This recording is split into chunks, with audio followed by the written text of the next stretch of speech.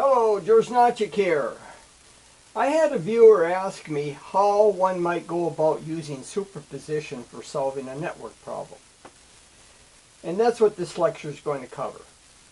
Rather than use some sort of a contrived network that has multiple sources in it, I am going to use a very practical circuit involving what's called an operational amplifier. I'm going to derive a general equation for a non-ideal operational amplifier.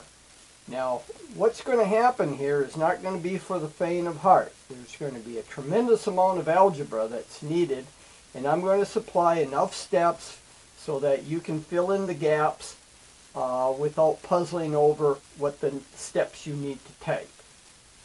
But I'm not going to include all the details because there's a lot of algebra that needs to be done. You have to be very good with your algebra. And that's generally true in solving anything but the most trivial network problems. The results that you get a lot of times need interpretation, and different information and characteristics of a network can be revealed by how you manipulate and you group the variables to reveal certain features. And I'm going to show you that, how that's done. So the operational amplifier, or short is OPAMP, it's an amplifier that has a very high gain, characterized by very high input impedance, very low output impedance. And the symbol we use to represent it is this symbol. We have two inputs, an inverting input and a non-inverting input. It's a differential amplifier. And we have an output voltage called Vout. Now, I represent it where we have a common node, a reference node at ground, and there generally isn't any, on an operational amplifier, an exact component that you use. There is no ground connection per se. The ground comes about through your power supplies. Generally you have a plus and a minus power supply hooked up to the operational amplifier, and all the signals return into the amplifier via the power supply, and that establishes your reference potential. Now, the model for an operational amplifier, non-ideal operational amplifier, is this circuit model. We have an impedance between the non-inverting and inverting inputs, and the voltage across these two inputs we call Vn. And the input impedance looking into the nodes of the two inputs is Rn. The output is a voltage source. It is a dependent source. That is, the amount of voltage that it puts out depends upon the input voltage. And we characterize it in this fashion. A non-ideal operational amplifier will have some sort of a finite output impedance. I'll designate it with R0.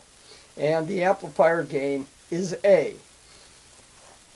Now, A is called the open loop gain. What that means is, without any sort of feedback connections, if you put a signal in Vn here, Vout, without any feedback, Vout will be A times Vn. That's the open circuit voltage. Sort of think of the Thevenin source equivalent. The open circuit voltage of a non-loaded operational amplifier is A times the input voltage. And A, typically for operational amplifiers, will be on the order of hundreds of thousands in gain. That is, the output divided by the input is the open loop gain A, and this can be anywhere from hundreds of thousands into the millions in terms of gain. And the use of an operational amplifier is when you add feedback. That is, you take some of the output voltage and feed it back into the inverting terminal you can build all types of functions. These things can be used for filters, building filters, log amplifiers, compressors, limiters, generalized impedances. It's just unlimited. And the characteristics take on the nature of the feedback network, is what defines the characteristics of an operational amplifier circuit. Now, what I'm going to do here is we have our operational amplifier. We're going to drive it with an input voltage V1. We apply some feedback. We have a feedback resistor working into an input resistor R1, but I'm also going to have another signal that's driving into the inverting input through a resistance R2 with a voltage V2, and then we're going to also apply a voltage to the output through a resistance RD with a source VD, and also load the operational amplifier with a load RL. Now, what we have here, let's say I'm going to drive now the input with a source V1. Now, we insert our model into the network so that we can solve the output in terms of these three independent sources. We have three independent sources in this network, V1, V2, and VD. So we insert the model. We have V1 going to the non-inverting input. The non-inverting input is connected to the inverting input through Rn. And then at the inverting input, we have a resistance to ground. And then also at the inverting input, we have a source V2 driving that node through R2. That's what we have here. Then we have our feedback resistor. We go to the output.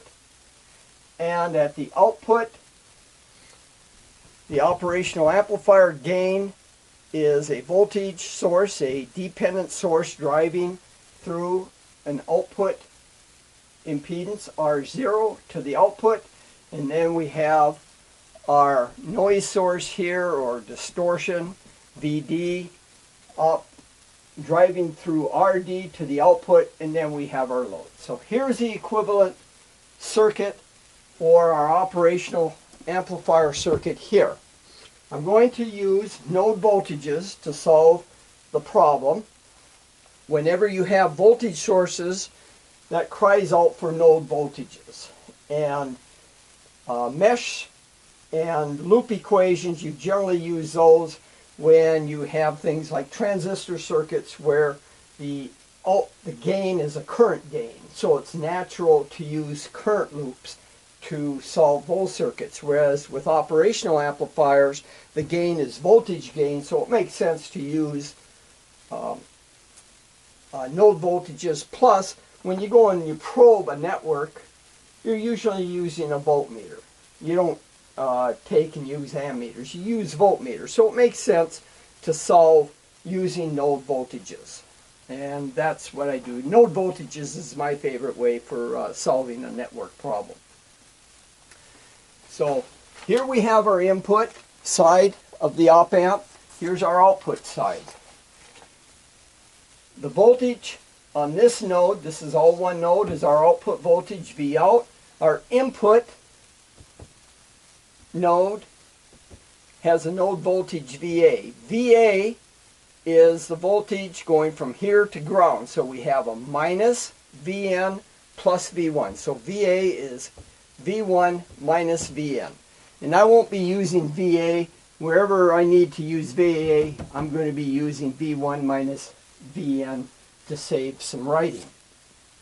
Okay, so I'm going to define, when we use node voltages, we're using Kirchhoff's current law at each node, and we're summing the currents using Kirchhoff's current law rule. And I'm assuming currents leaving as positive. That's the convention I'm going to use. So, At the input node, we're going to express the current through Rin. The current through Rin is just the voltage across the resistance divided by the resistance. And remember, positive is leaving, so going in a positive direction, we pick up a minus Vn. So we have minus Vn over Rin. That's the current in this resistor. The current here is Va divided by R1. The current's leaving is positive. Well, Va is V1 minus Vn. And that's divided by R1. The current going through R2 is the voltage across R2, which is Va minus V2, or V1 minus Vn minus V2 divided by R2. And the last current at this node is going through RF, leaving the node, and so it's the voltage of VA minus VOut divided by RF. So the voltage, the current here is VA, which is V1 minus Vn minus Vout over RF, and that's equal to 0. That's our Kirchhoff's current law for the input node. Now I'm going to work on this a little bit before I get to the output node. Let's group like terms. We have V1. V1 is times 1 over R1 plus 1 over R2 plus 1 over RF. Minus, we have minus Vn's, so we've got a Vn times 1 over Rn plus 1 over R1 plus 1 over R2 plus 1 over RF. Minus, we have a minus V2 over R2 and a minus Vout over RF. And that's equal to 0. I've just rewritten the input equation. Now, I'm going to multiply through by RF. So I have V1 times RF divided by RF is 1 plus. We have RF over R1 plus RF over R2 minus Vn. We have 1 multiplying through by RF. RF over R1 plus RF over R2 plus RF over Rn minus RF over R2 V2 minus V0 is equal to 0. Multiplied through by RF. Now, I'm going to make a definition here.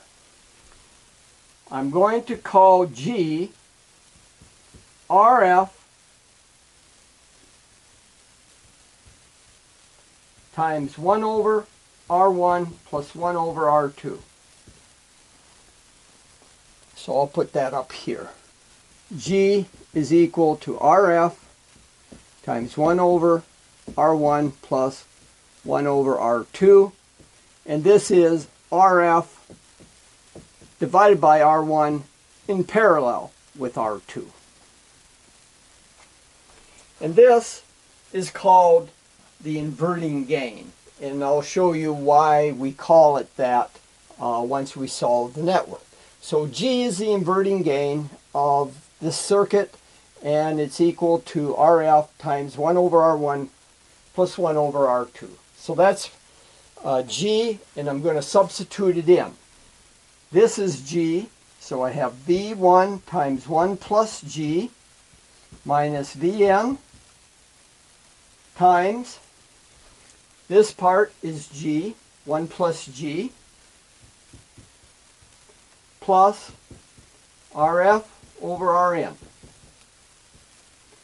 And then we have a minus RF over R2, V2 minus V0 is equal to 0. Now, I'm going to solve for Vn. Vn then, bringing this over to the left-hand side, we get V1 times 1 plus G, that's this term here, minus V2 RF over R2 minus V0, and that's going to be divided by 1 plus G plus RF over Rn. So that's our input equation. I'm going to write that over here so we have it.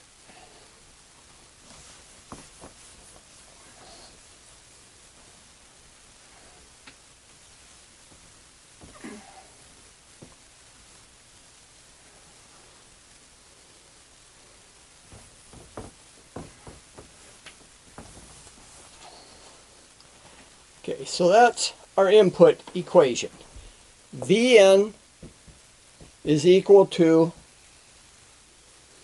V1 times 1 plus G minus V2 RF over R2 minus V out divided by 1 plus G plus RF over Rn. Now, let's look at the output node. We're going to sum all the currents at the output node, leaving that node as positive. So, starting here, the current going in this direction through RF is just the output voltage minus VA divided by RF. So, we have V out minus V1 minus Vn. That's our VA divided by RF. The current going through this resistor is just V out minus AVN divided by R0. So we have V out minus AVN over R0. And the current going through RD is V out minus VD over RD. And then the current through RL is V out over RL, and that's equal to 0. Now we're not using superposition yet. I'm first going to solve the network without superposition, and then we'll do the superposition. Okay, now let's combine like terms. V out is 1 over RF plus 1 over R0 plus 1 over RD plus 1 over RL.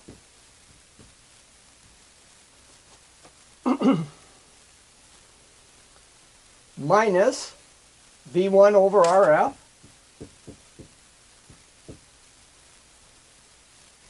minus VD over RD plus Vn times, we have a minus minus, so we have a positive Vn, so that's 1 over RF. And then we have a minus AVN over R0, so it's a minus A over R0. And then we have a V out over RL, and that's equal to 0. So that's our output equation. Now I'm going to multiply through by RF, so we get V0 times 1 plus RF over R0 plus RF over RD plus RF over RL minus V1 minus RF over RD VD plus Vn times 1 minus RF over R0A plus RF over RL, V0 is equal to 0.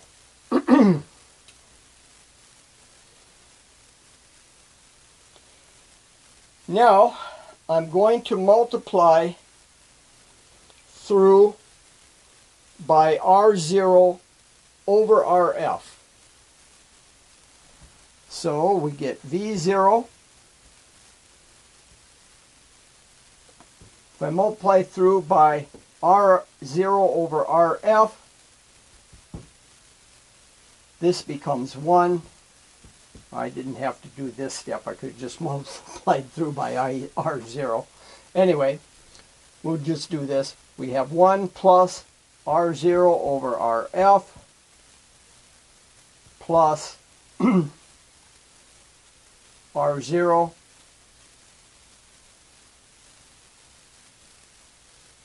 over RD plus R0 over RL. We're multiplying through by R0 over RF. And I'm going to move everything over, the rest over to the right-hand side. So this is equal to V1 times R0 over RF. Multiplying here by R0 over RF. Moving to the right-hand side, we have R0 over RD, VD plus VN times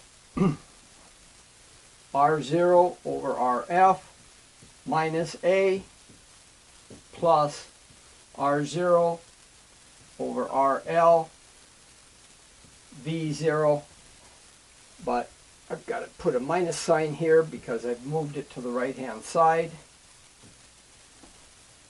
So that's the equation rewritten. Or wait, this, we don't need this term because I already combined it over there. We don't have that. I'm sorry, that should be 0, 0, 0 because I combined all the V0s in this term here. So that's our output equation. Now what we're going to do is we're going to take the Vn from the input equation and substitute it in here. Now this is where it really gets messy and takes quite a bit of manipulation in algebra to solve this thing. So I'm going to go ahead and substitute this in to there. So I'll rewrite this out. Oh, I have taken the expression for Vn that we derived on the input side of the circuit and substituted it into the output side. Here is our Vn. This portion here is Vn from the input side of the equation. And I've just substituted into the output side of the equation. Now, I'm going to simplify things for the algebra. I'm defining the denominator of Vn as capital delta to make the algebra easier. And then I'm going to cross multiply by delta. So this is my delta here, this portion. We'll call this portion here, this is delta. Now I'm going to cross multiply by delta. So we'll end up with V out times this expression times delta. And then I have a V out over here times this. So we have R out over RF minus A. We're bringing it over to the left-hand side. We have a minus minus, which is a plus, so this becomes minus over on the left-hand side. And then we have V1 RO over RF times delta, VD RO over RD times delta. And then the delta disappears here because of cross multiplying. And we just have the numerator and I'm using the distributive property here, I have minus V1, 1 plus G times this quantity, minus V2, which is a positive V2, RF over R2 times this quantity. Now, if you go ahead now and substitute in for delta, this, and multiply out, do the algebra, you'll get this expression, that V out is equal to this, and the right-hand side is equal to this. We have all V out's coefficients on the left side and the coefficients for the independent sources on the right side. I have the three independent sources, V1, VD, and V2. Now, what we're going to do at this point is divide through by A on both sides. So if I do that, A divided by A is 1. I get an A here, or on this expression, I'm just going to put the A here. We divide this by A, and this term gets an A. Now when I divide through by A here, this A disappears. We get an A there, and then I'm going to put an A there, and an A there. Now, this expression on the left side, we'll divide that into the right side to solve for V out in terms of the independent sources. Now, I am going to call this expression, this D, which will be the denominator here. If I divide through, then we end up having V out is equal to that quantity.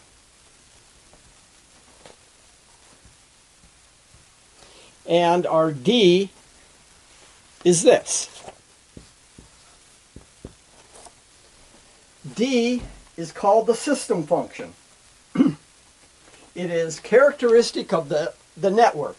If you kill all the sources, all the independent sources, this is equivalent to the characteristic polynomial of the network. It's what we call the system function that's characteristic of the dead network. So this is our expression for V out.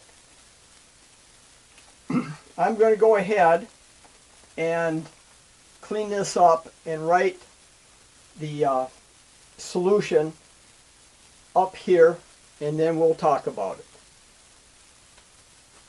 V out in terms of the driving sources, the independent sources, V1, V2, and VD.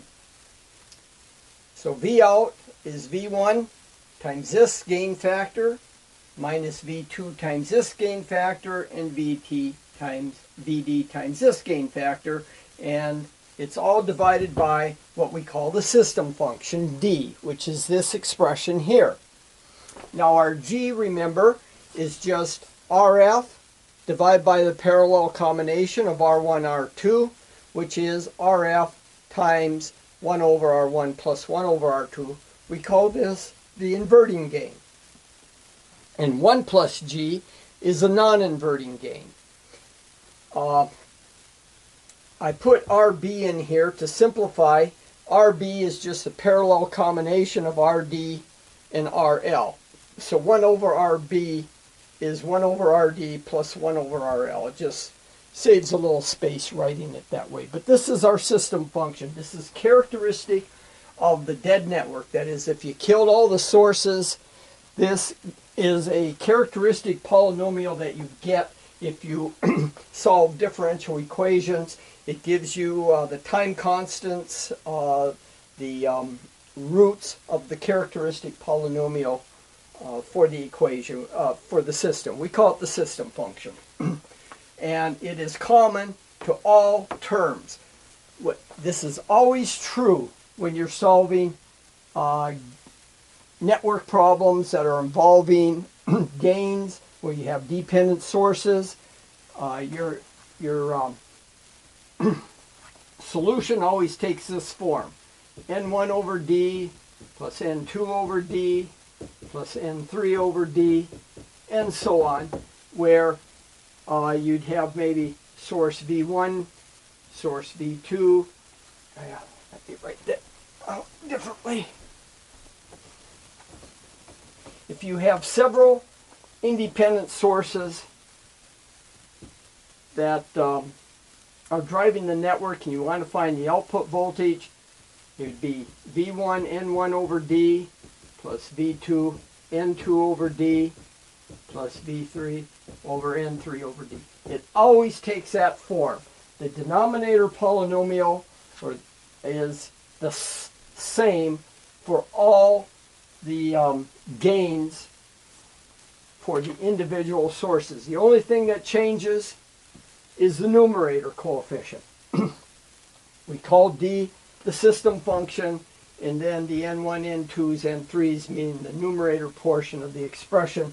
Those are just independent forward gains from each source out to the output. So your expression is always going to have that form. And this is what I'll be getting to. This is an expression of superposition. That is, if I had three sources, I can solve the network by killing all sources except one of them, and solve the network for just that source, and then do the same for the next source. You kill all sources except the source that you're interested in, find the output voltage, and then add all the contributions. And this is superposition. This is a property of linear networks. That is, if I set V2 and V3 equal to 0 and solve for V out, then I get this expression. And if I set V1 and V2 equal to 0 and activate V3, I get this portion. And then likewise, if I killed V1 and V3 and solve the network, I would get that portion. And then when we're done, we add all the contributions up to each of the sources to each contribution that they make to the output. And that gives us the total output as if we activated all sources simultaneously, like I did in the derivation here. Now, let's kind of look at what this is telling us. It looks pretty formidable, but it's very easy to interpret. Let's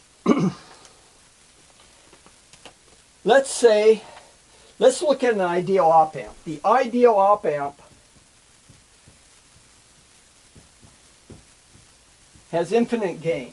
So A goes to infinity in an ideal op amp. Well, what happens? Look in the system function. Everything vanishes except for the 1. So in an ideal op amp, D is equal to 1. Our system function becomes 1.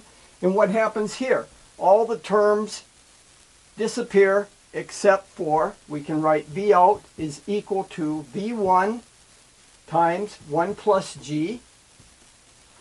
This vanishes, so we have minus V2, RF over R2, and then this totally vanishes. There's no contribution to VD in the case of an ideal op amp. Now, in the ideal op amp, what we have here is V1 is amplified by 1 plus G. We call this the non-inverting gain. That is the gain from the non-inverting input to the output. That's 1 plus G. The gain from the inverting input, if we drive the inverting input with a voltage source through some resistance R2, then the gain is just the ratio of the feedback resistor to the resistor in the Thevenin equivalent source that we're driving the inverting node with. And it's inverting. That is, we get a negative. The output is inverted from the input, whereas if we drive on the non-inverting input, we don't get a phase reversal. the output is in phase with the input, whereas if we drive a point here at the inverting terminal, we get a phase inversion, and the gain is RF over R2 in the case of the ideal operational amplifier.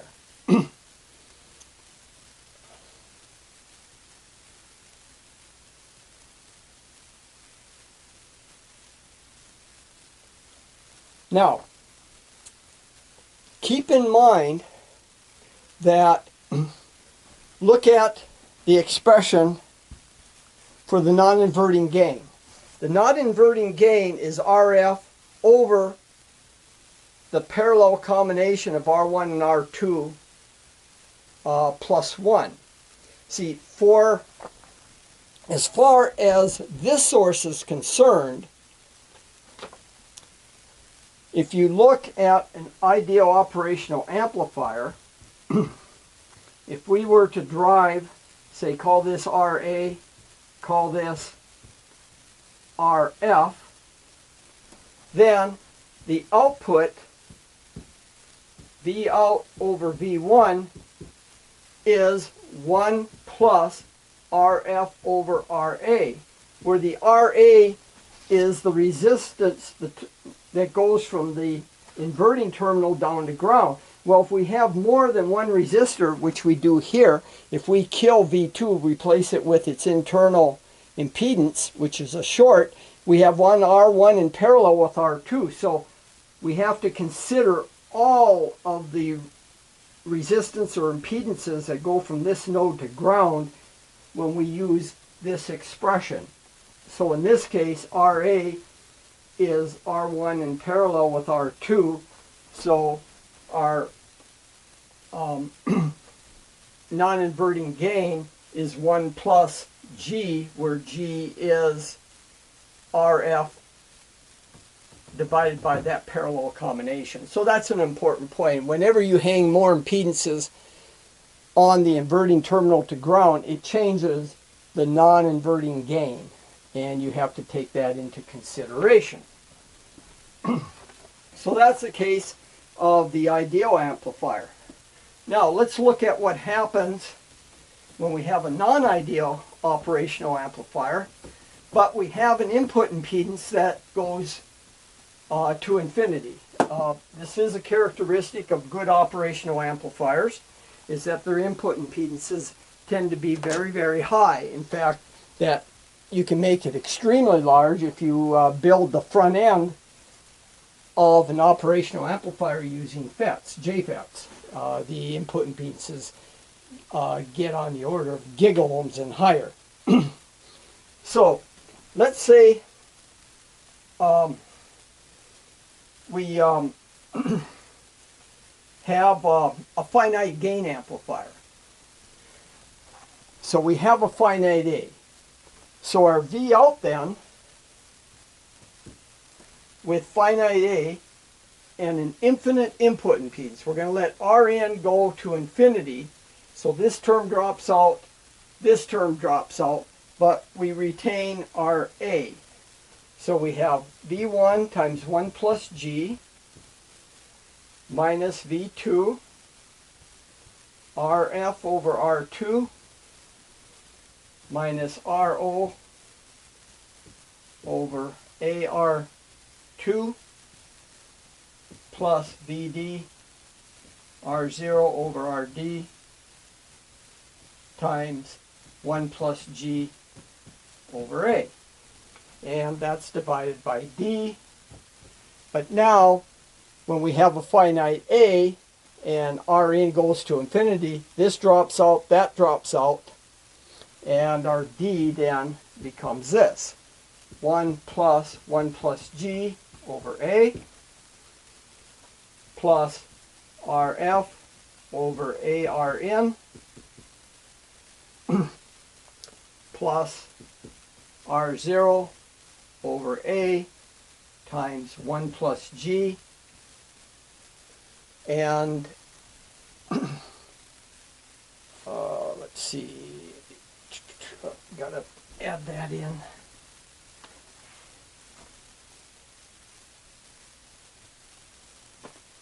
Rn goes to infinity, and this, so that becomes divided by Rb. So that term drops,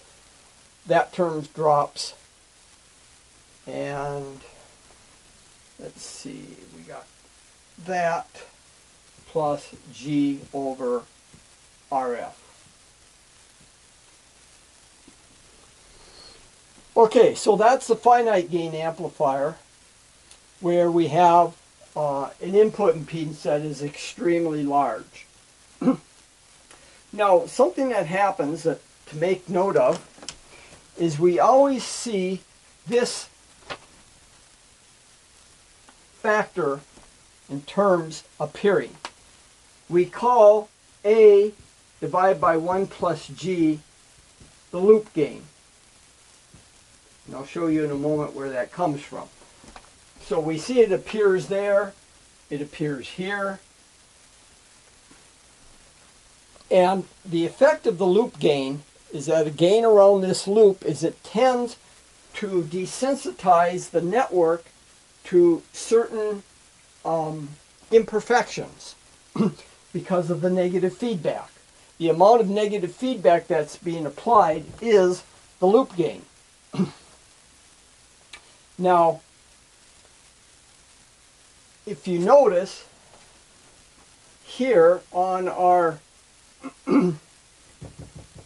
VD, if we consider this to be a distortion, like the amplifier has some distortion, that distortion gets reduced by the loop gain. This VD R0 over RD times 1 plus G over A, well, what 1 plus G, A over 1 plus G is the loop gain, so this is 1 over the loop gain. So the loop gain reduces the distortion. That's why we add negative feedback to an amplifier, is it cleans it up. It cleans up the distortion on the output by this factor. So that's the advantage of negative feedback, is it makes the amplifier cleaner. Now let's look at what happens if we have a zero output impedance, or a very, very small one. That is, if R0 becomes 0, things simplify in another way. We're going to make R0 equal to 0. Well, V out then becomes V1 times 1 plus G. This disappears. This term disappears, so we get V2 RF over R2. And then this one completely disappears. There's no contribution due to VD when the output impedance is 0. If the output impedance is 0 on our system function, that drops out. So we end up with 1 plus G over A plus RF over A Rn. Now, let's consider what's happening here. This is very good approximation for most op amps, because the op amps tend to have quite low output impedances, and with the effect of feedback, it lowers it even more. If you look at these factors with R0, it gets lowered by the amplifier loop gain on the R out. So the effect of the amplifier open loop gain is to reduce the effective output impedance, and it makes the amplifier look even more ideal. So here we have the non-inverting gain for V1, we have the inverting gain for V2, and here this is 1 over the loop gain, and we see that the input impedance is effectively raised by the amplifier open loop gain, A times Rn. So the effect of RF, the feedback resistor, becomes insignificant in the amplifier when you have a high open loop gain, because it behaves as if the input impedance, the input resistance looking into the amplifier, Rn, is effectively increased by the loop gain, or open loop gain. So this factor becomes very insignificant. And we can, for all practical purposes, ignore it. So we could write, for most operational amplifiers, we could write this expression.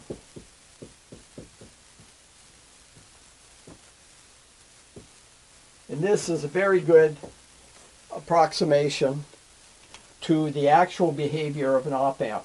And if A becomes extremely large in comparison to the actual closed loop gain that we're trying to get out of the amplifier, this becomes small compared to 1 and we can ignore it. However, when you're dealing with operational amplifiers at high frequencies where the gain starts falling off, then the loop gain starts becoming important because this starts approaching 1 and will affect the overall operation of the amplifier. Now, let's look at this loop gain.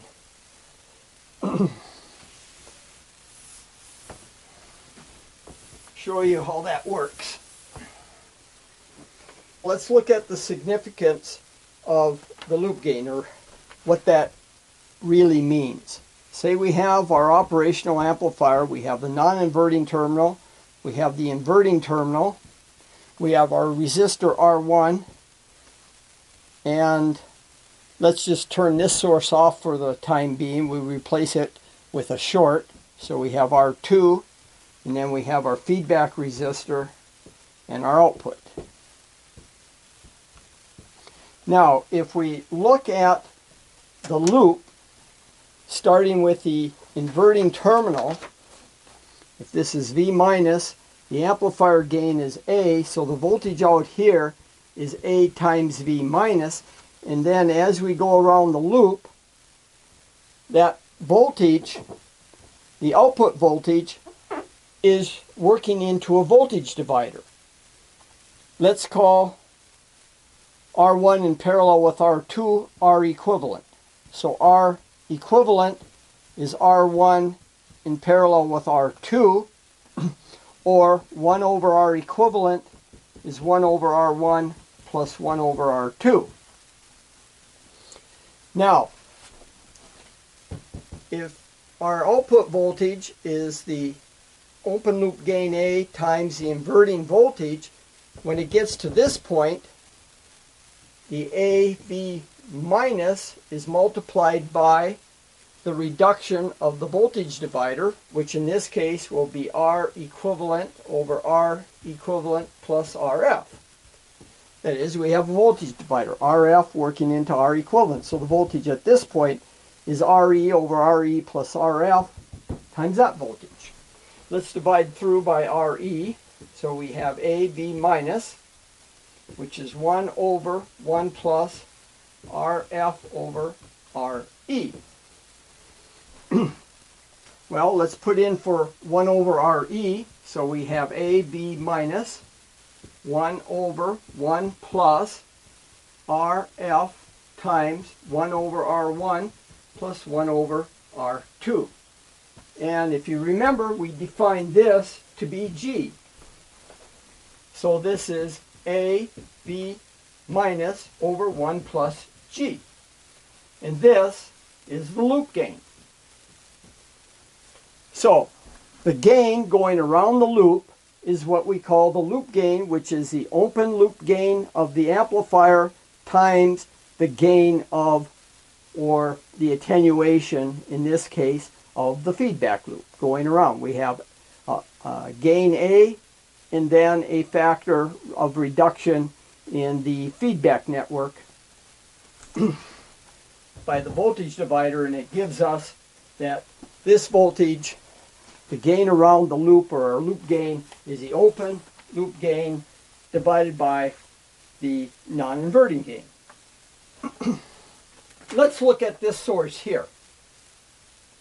Like I said, this can be a model of distortion in the amplifier. We can model the distortion at the output of the amplifier as some distortion source working into some impedance into the output. Now, this signal is within the feedback loop, so it gets its effectiveness gets reduced by the loop gain, and I'll show you that. Remember our expression here. Let's just look at this portion.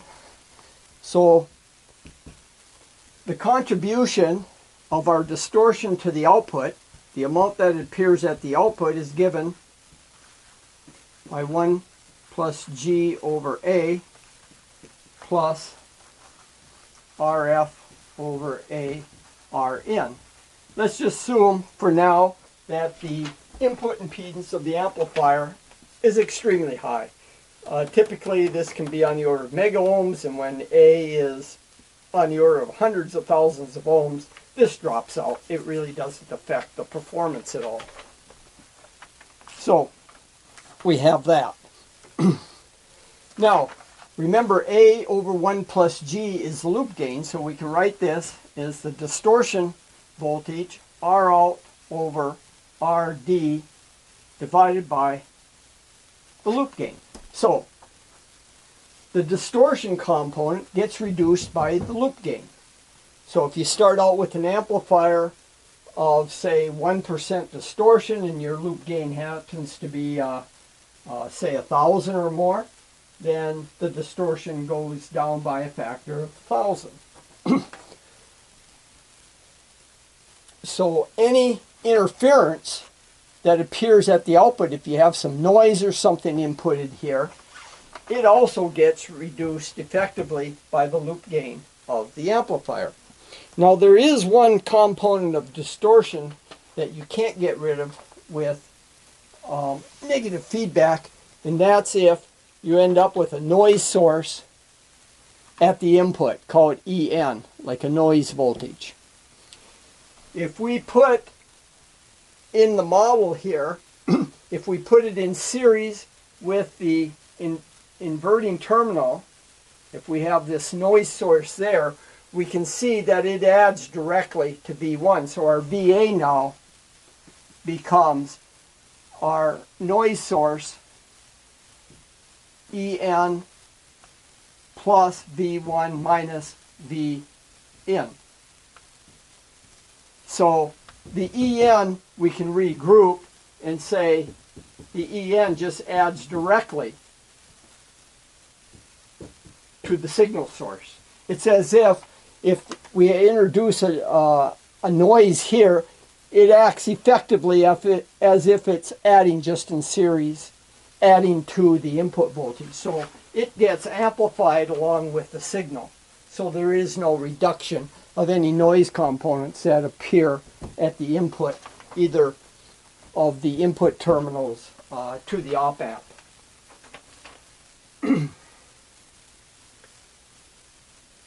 Okay, now we'll look at superposition in solving this network.